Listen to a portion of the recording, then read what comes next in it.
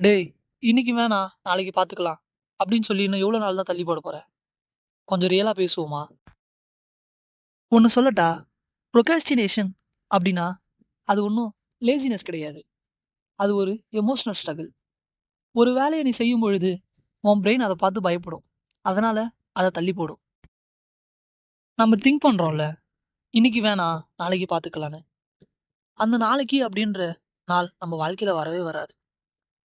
நீ தள்ளி போடுற ஒவ்வொரு நிமிஷமும், ஏதோ ஒரு சின்ன பையன், அவன் ட்ரீம நோக்கி ஓட ஆரம்பிச்சிருப்பான்.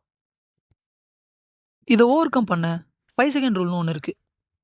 1ல இருந்து 5 வரைக்கும் ரிவர்ஸ்ல கவுண்ட் பண்ணு. கவுண்ட் பண்ணி முடிச்சிட்ட உடனே ஆக்ஷன ஸ்டார்ட் பண்ணிடு. அதாவது வேலைய ஸ்டார்ட் பண்ணிடு. ஸ்டார்ட் பண்ணாம திங்க் பண்ணனா, உன் பிரெயின் தான் ஜெயிக்கும்.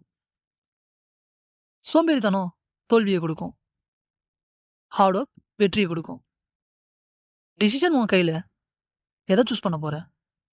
இது மோட்டிவேஷன் மொளகா. மறக்காம சப்ஸ்கிரைப் பண்ணிக்கோ. டாடா.